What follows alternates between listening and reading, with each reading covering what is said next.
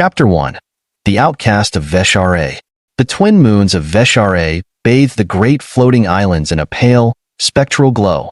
The great cities of the HFY people shimmering, crystalline structures suspended on anti-grav platforms were marvels of architecture and technology. Every pathway, every archway, and every bridge was designed with precision and symmetry, reflecting the ideals of their creators. Perfection. For the HFY, physical and genetic perfection was law. They were a race of tall, elegant beings, their opal-like skin shimmering under the artificial glow of the floating spires. Their luminous eyes, with no discernible pupils, marked their ability to communicate through biotelepathic bonds, a sacred connection shared only among their kind. But not all were allowed to bond. Some were born imperfect. Raya was one of them. The mark of the unworthy. She had known since childhood that she was different. Her left leg was shorter than the other, forcing her to walk unevenly, a stark contrast to the effortless grace of her people. The healers had tried genetic correction, but even the most advanced treatments had failed. Her body rejected their attempts at perfection. To the HFY, that was unforgivable. Their society was built on harmonious balance, where every individual contributed to the greater whole. To be born physically flawed meant one was defective, unable to properly link through their biotelepathic bonds. And without a bond, a HFY was nothing. By the time she was 12 cycles old, Raya had been permanently exiled to the outer habitats, the colonies built for the unworthy, the forgotten, the imperfect. She was never to step foot in the floating cities, never to bond, never to know the warmth of her people. For the last 7 years, she had lived in the scrap-built settlements that clung to the lowest levels of HFY's atmosphere, where the refuse of the cities above drifted down like forgotten memories. It was a world of dust, isolation, and silence. She had long since stopped hoping for companionship, until he arrived. The human engineer. The great docking station of HFY Prime was a marvel of engineering, a massive structure suspended over the planet's bioluminescent oceans. Today, it welcomed a rare visitor, a human. Ethan Carter, an off-world engineer, stepped onto the pristine landing deck, adjusting the strap of his worn-out tool bag. He had seen his fair share of alien cities, but HFY was something else. The buildings seemed to glow from within, casting surreal reflections on the polished platforms. But despite the beauty, something felt off. HFY citizens moved in perfect synchrony, their movements precise, their gazes distant, as if they existed in a world apart from him. No one acknowledged his presence, not with words, not with a nod. It was as if he was merely a shadow in their world. Ethan was here on a 6-month contract, hired to assist with Starship reactor maintenance. The HFY might have been masters of biology and genetics, but their engineering skills were lacking. His supervisor, a tall and severe-looking HFY named Kaler, barely glanced at him as he handed him an assignment tablet. "You will work on the outer habitat reactors," Kaler said, his voice carrying the unnatural smoothness of someone who had never struggled a day in his life. Ethan raised an eyebrow. "The outer habitats? I thought I'd be working on the capital systems." Kaler's gaze was cold. "You are not HFY. You will not touch our most sacred systems. You will work where you are sent." Ethan sighed. He was used to this kind of treatment. Humans were outsiders in the galactic core, tolerated for their skills, but never truly accepted. Still, the outer habitats intrigued him. He had heard whispers from traitor stories of the forsaken, the discarded, the ones deemed unworthy. He hadn't expected to be sent there himself. It wasn't until he arrived that he realized how different this world was from the glittering cities above. A chance encounter. The outer habitats were an entirely different HFY. Instead of floating spires, there were makeshift metal structures, connected by rusting bridges and dimly lit pathways. The air smelled of engine grease and damp moss, a stark contrast to the sterile perfection of the capital. Ethan had seen poverty before, human colonies struggling to survive, but this was different. This wasn't just poverty. This was abandonment.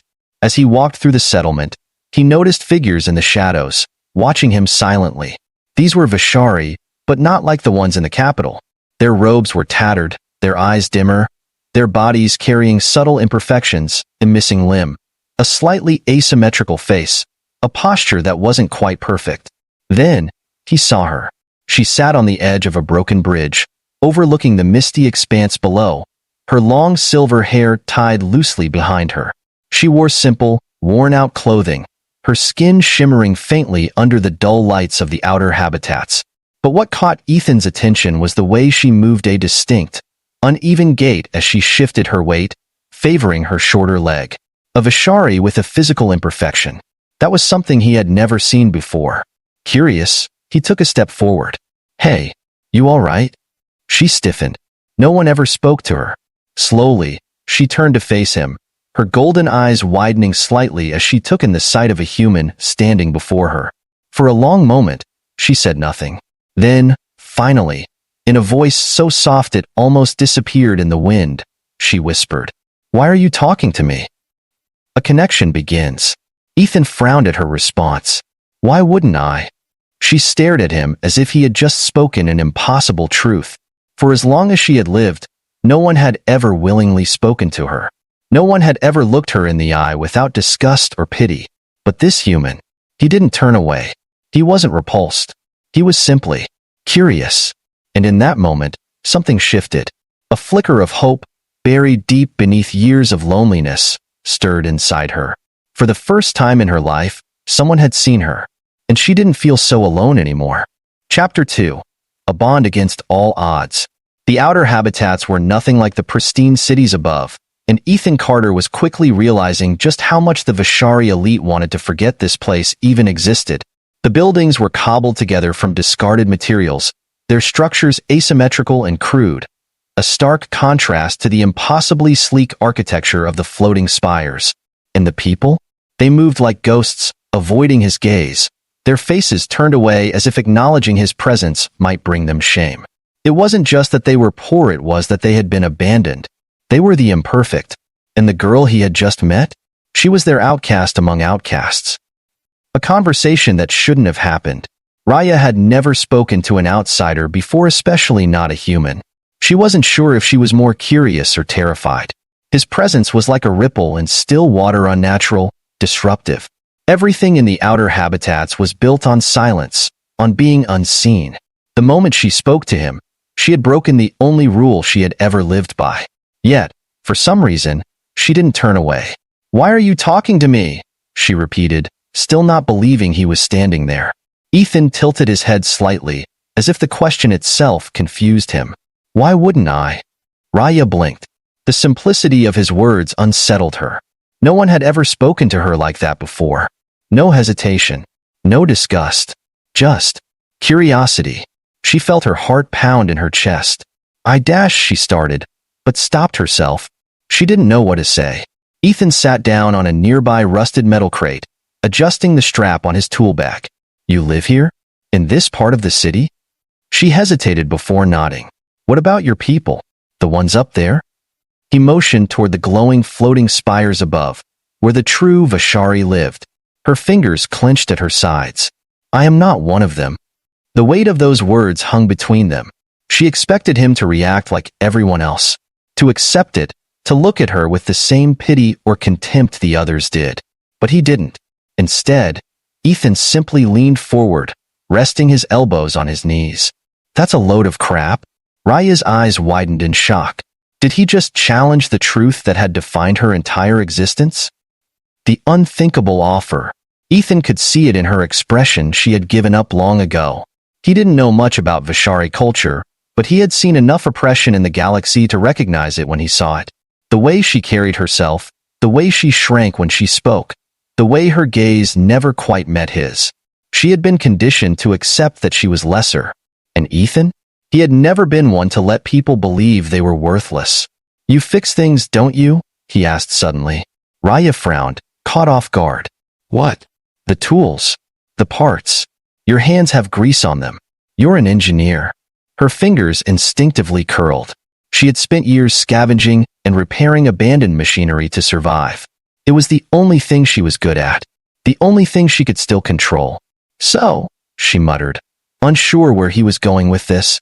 Ethan grinned. "I could use some help." She froze. "Help?" "Yeah. The outer habitat's power grid is ancient.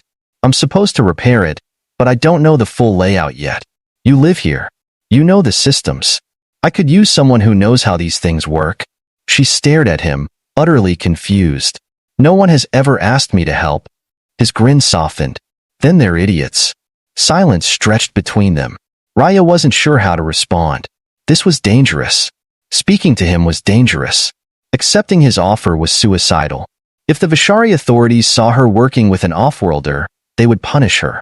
But for the first time in years, someone was offering her a choice. She hadn't been given a choice since the day she was born. She exhaled. If I say yes, what happens next? Ethan's smirk returned. We fixed the damn grid. And against all reason, she found herself nodding. The first sparks of rebellion. The first few days were uneasy. Raya followed Ethan cautiously, afraid of being seen working alongside him.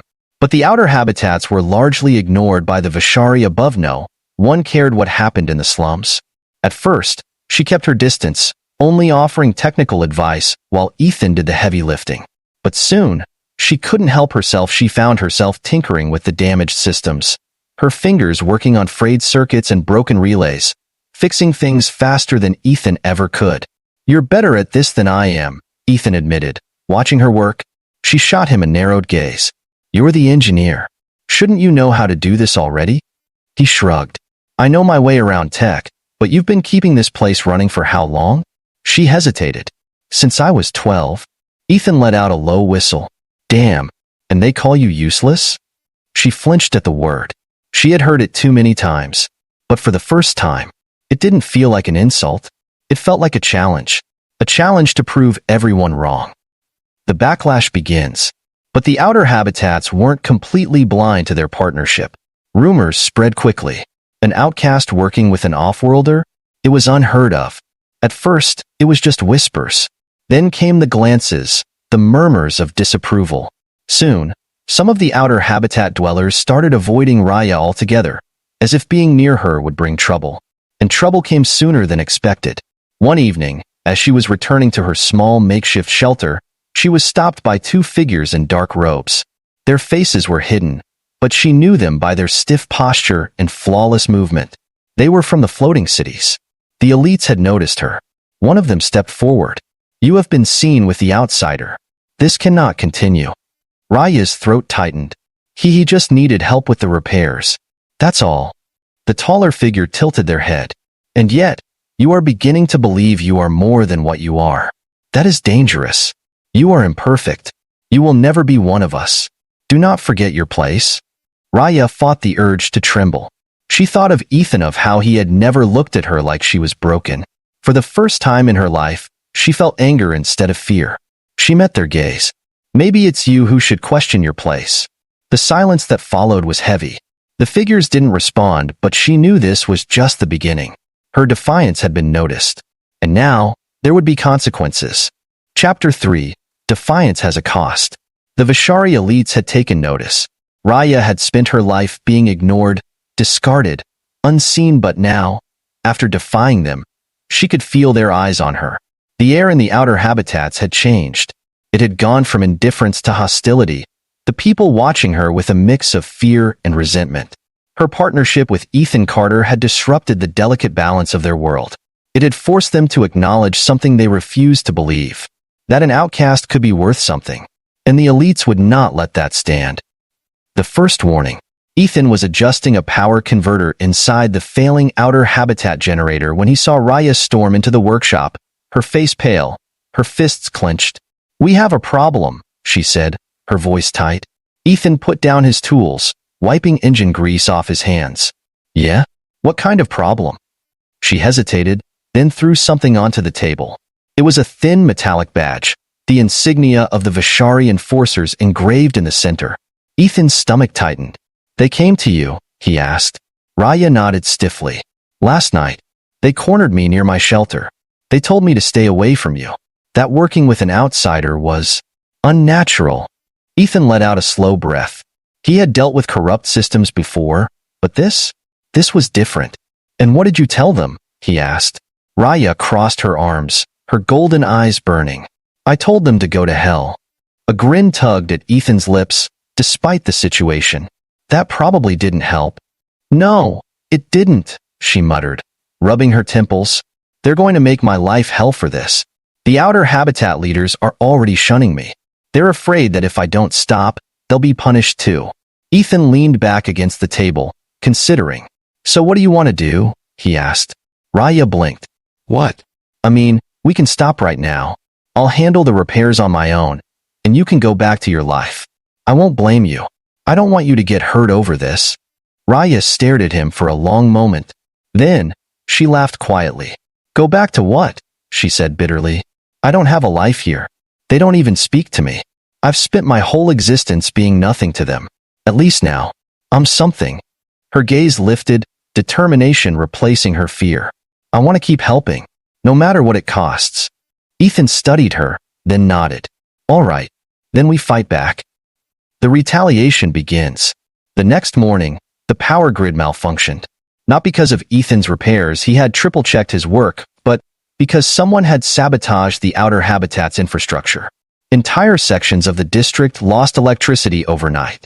The comm systems were down, and in the darkness of the settlement, Raya's shelter was set on fire. She barely escaped, coughing as she stumbled into the street, the flames licking the edges of her worn-out belongings. The smell of burning metal and fabric filled the air. Ethan was already running toward her. Are you okay? Raya coughed, waving away the smoke. I'm fine. They waited until I was out before setting it. Ethan's expression darkened. So they don't want to kill you. They just want to scare you. Raya clenched her fists. It's not going to work. Ethan exhaled. Then we push harder. That night, they worked on the power grid together, bypassing the sabotage, restoring the entire district's energy flow before dawn. It was a direct challenge to those who had tried to silence them, and it didn't go unnoticed. The turning point. By the end of the week, the enforcers came for Ethan. They dragged him from his quarters, their expressions stone cold as they marched him through the dark streets toward the central station of the outer habitats. Raya saw it happen, her blood running cold as she watched him disappear into the towering structure. She knew what this meant. The elites had decided to remove him. If she did nothing, Ethan would be exiled or worse, vanish without a trace. She couldn't let that happen, not to the first person who had ever believed in her. The unlikely rescue. Raya had never been brave. She had spent her life hiding, avoiding conflict, accepting her place. But now, none of that mattered. For the first time in her life, she had something to fight for. So she did the unthinkable.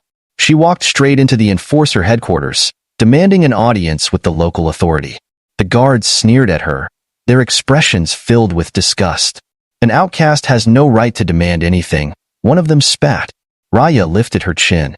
Then let me trade. That caught their attention. Trade what? She hesitated for only a second before speaking the words that would change everything. Myself. A deal made in shadows. The enforcers were intrigued. A worthless outcast? Willing to surrender herself?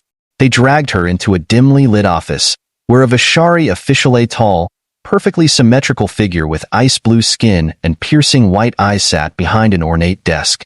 You wish to trade yourself for the human? The official asked, tapping his fingers against the smooth glass surface. Raya swallowed hard. Yes. Let him go. I'll take whatever punishment you were going to give him. The official regarded her for a long time before leaning forward. Interesting. Then, after a long pause. Very well. The human will be released.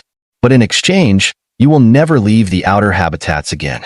You will be marked permanently as a servant of this sector. You will never bond. You will never be more than what you are. Raya's heart clenched. To a Vishari, bonding was everything. If she accepted this deal, it would mean complete social exile, not just rejection, but official condemnation. She would be truly alone. Forever. She took a shaky breath. I accept. Freedom at a cost. The next morning, Ethan was released. The moment he saw Raya standing outside the station, something felt wrong. She wasn't smiling. Raya, what did you do? He asked quietly. She didn't answer. She only looked away, hiding the small, silver mark now etched into her collarbone, a permanent symbol of her sacrifice. You're free, Ethan. That's all that matters. But Ethan didn't look relieved. He looked furious. And he knew one thing for certain. This wasn't over. Not even close. Chapter 4. Breaking the Chains. The outer habitats had never known rebellion. For centuries, the forgotten Vishari, the imperfect, the flawed, the outcast had accepted their place in the world. They had lived in silence, clinging to the scraps of a society that refused to acknowledge them. But Raya had changed everything.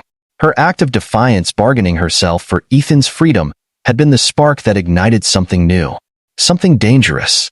And Ethan Carter wasn't about to let that fire die. The aftermath of a sacrifice.